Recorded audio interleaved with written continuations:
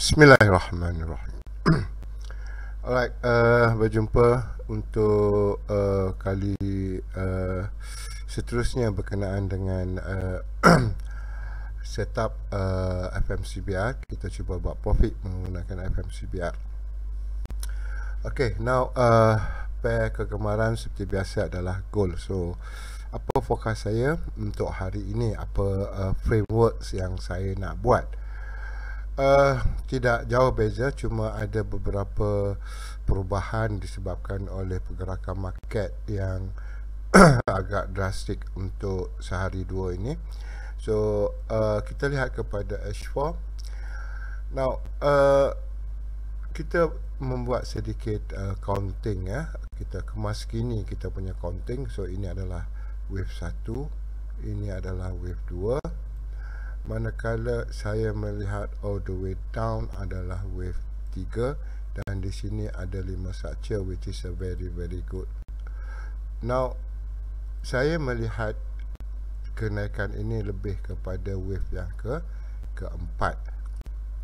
Okay, baik, untuk wave yang keempat ini a very good things adalah saya melihat kebarangkalian market ini membuat very good triangle di area sini. Dia membuat a very good triangle.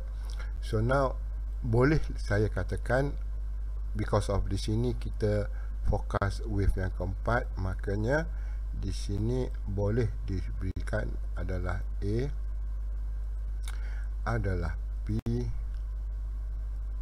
Now sini adalah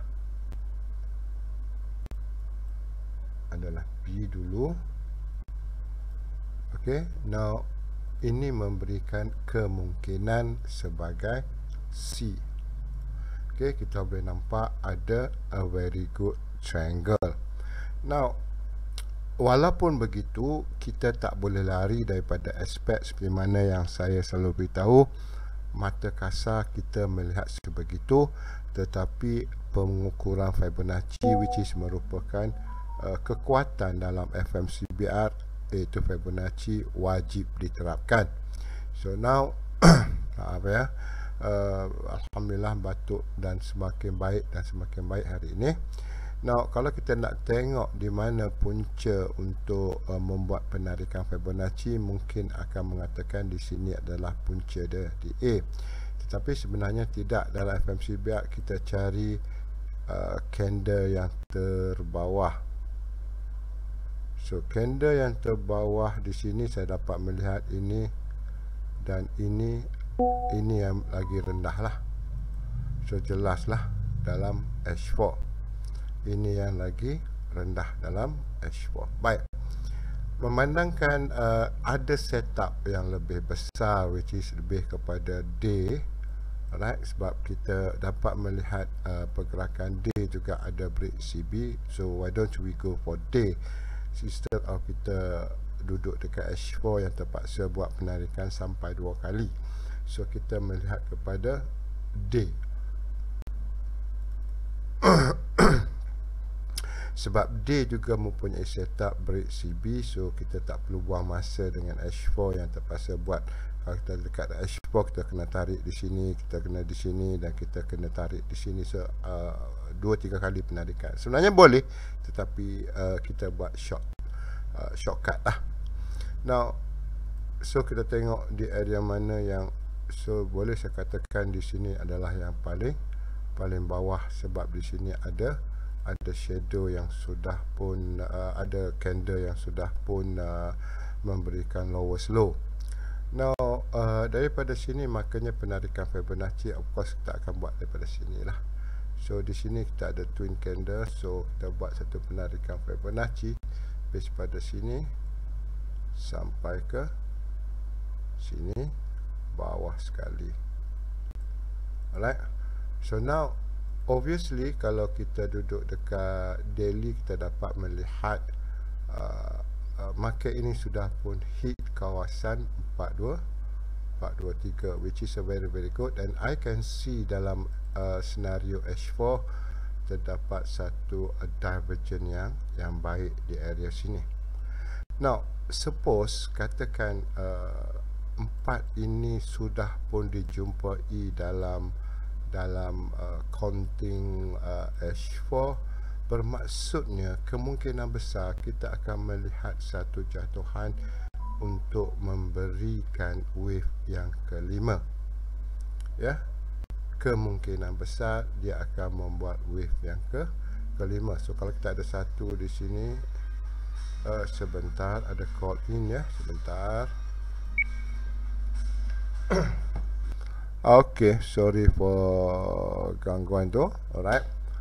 Ada invitation untuk Profito punya gala dinner, tapi saya ada hal untuk hari tu. Okay, now ini adalah target. So kalau kita tengok, basically dia dah pun berada di kawasan Fibonacci. Of course saya kena beware lebih daripada segalanya, kerana kalau dia belum sampai, maka saya akan fokus lebih kepada buy. But then because of dia pun telah pun berada di kawasan yang sepatutnya, iaitu 423, dan saya juga dapat melihat, which is bila kita tarik Fibonacci akan scan kawasan yang berpotensi untuk menjadi kawasan reversal, which is kalau tengok di sini, ini adalah zone dia. Tetapi of course kita akan dapat melihat di sini ada satu swap zone. Alright, so di sini adalah resistance, support. Okay, ini adalah support, ada breakout, ada retest, dan market juga ada retest. So zone yang diberi oleh Fibo adalah zone yang kita kena berhati-hati. Now, dengan berkata begitu, makanya sekarang ini saya melihat apa yang sepatutnya saya buat. Apakah itu framework saya? Now, framework saya adalah kalaulah ini merupakan satu jatuhan yang akan menyebabkan pergerakan kepada wave yang kelima, sebab kita dah pun dapat ABC, makanya saya kena akur, iaitu di sini adalah wave 1 untuk jatuhan.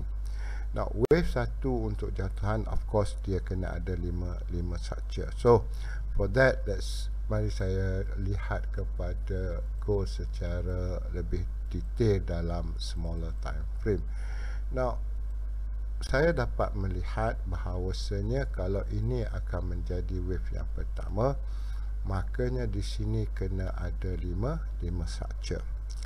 Alright, kita ada a very good divergence untuk memberikan reversal pattern, which is one of the most powerful reversal pattern, iaitu wave yang chart pattern divergence. Now, saya dapat melihat ada satu jatuhan yang agak baik di sini. Now, jatuhan ini juga ada divergence di hujung dia, very good. Now, di sini ada kawasan left shoulder.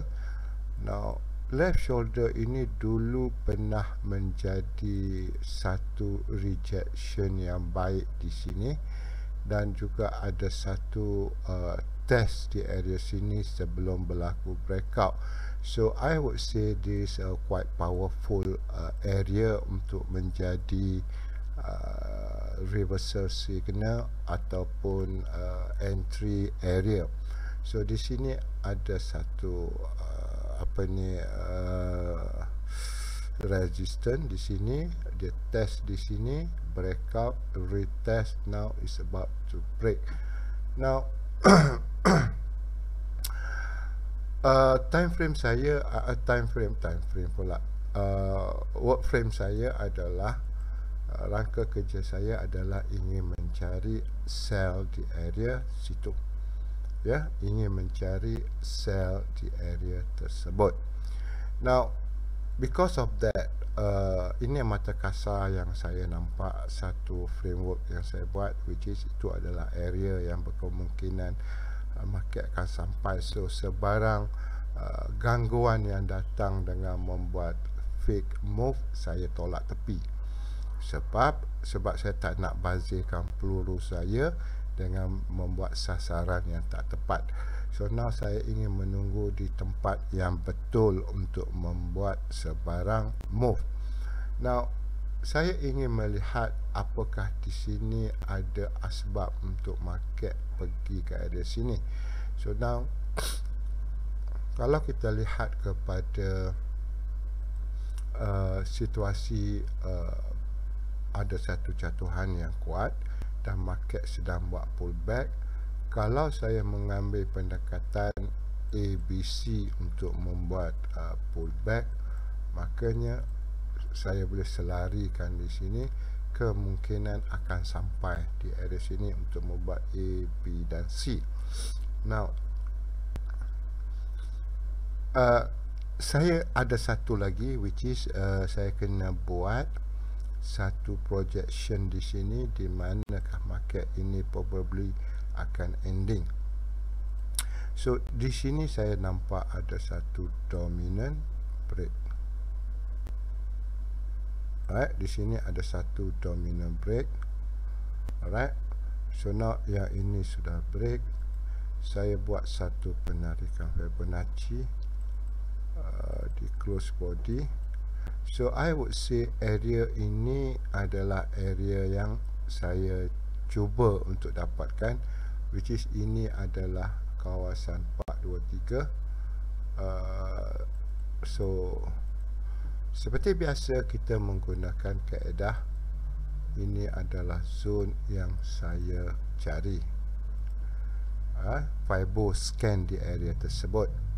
Now bila Fibo scan di area tersebut, ternyata dia memberikan zone di sini sama lebih kurang lah, give and take. Ini adalah area yang saya cari untuk membuat sell mode. So katakan dia tak sampai di area yang saya nak itu, ya, kita ada dua asbab, ya. Pertama, kalau dia tak sampai. Kalau dia tak sampai, kita tak masuk, kita rugi, kita tak rugi, kita punya modal masih remain. Tetapi daripada segi keuntungan, ya, kita tak dapat keuntungan untuk hari ini.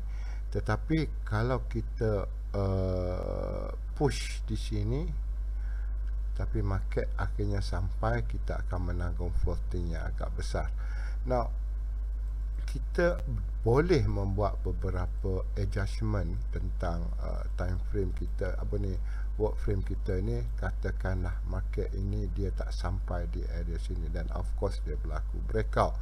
Once dia berlaku breakout, kita akan lihat semasa market ini berhenti di sini, siapa yang memberhentikan dia. So for that reason, let's say kita pergi letak satu garis, kita dapati di area sini. Now bila dia berhenti di area sini sebab kerana ada support and resistance, dan kita melihat market ini terus break tak sampai di area sini.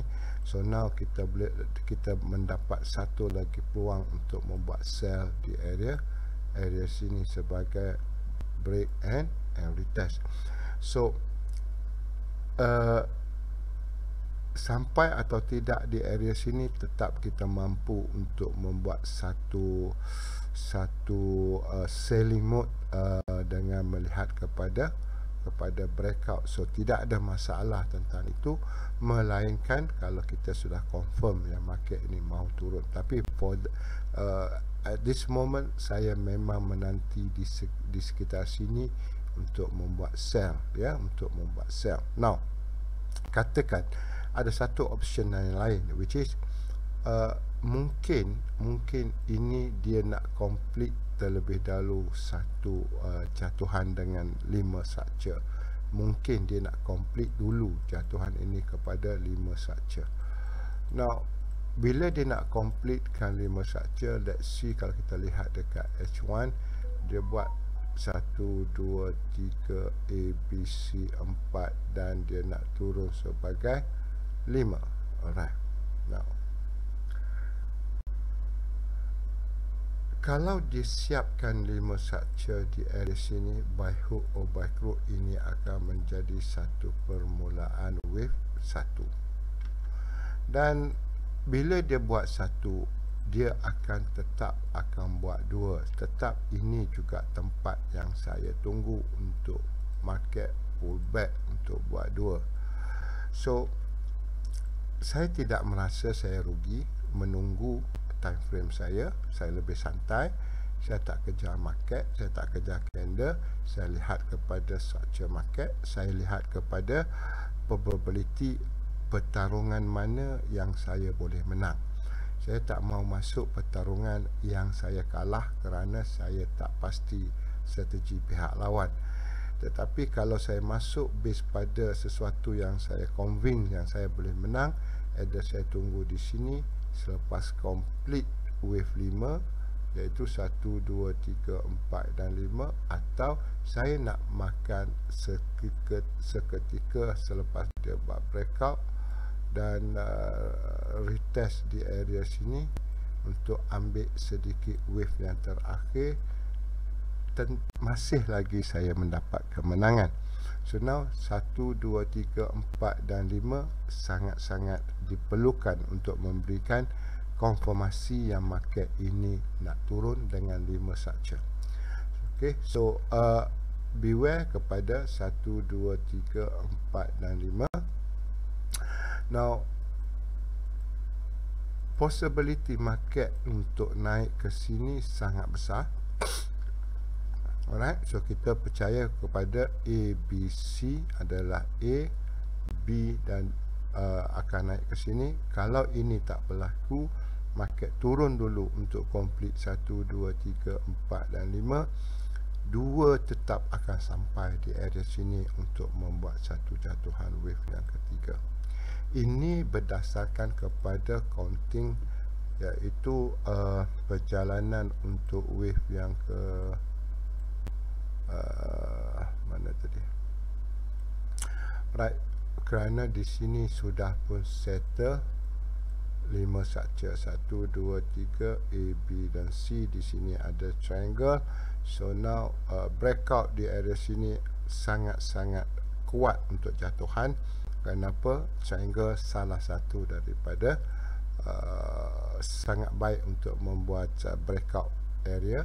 So jelas di sini jika ni berlaku satu jatuhan dan breakout di area sini, memang kuatlah untuk jatuh. Okay, so now pilihan anda terpulang, tapi saya melihat kepada seperti mana yang saya beritahu, saya suka mencari area di area sini untuk membuat sell mode, ya. Saya suka untuk membuat sell mode di area sini. Alright, now let's see apa yang market buat. Jangan lupa juga di area sini ada satu support become resistance. Saya tak nak sell di support. Kalau dia nak turun, pastikan dia buat breakout.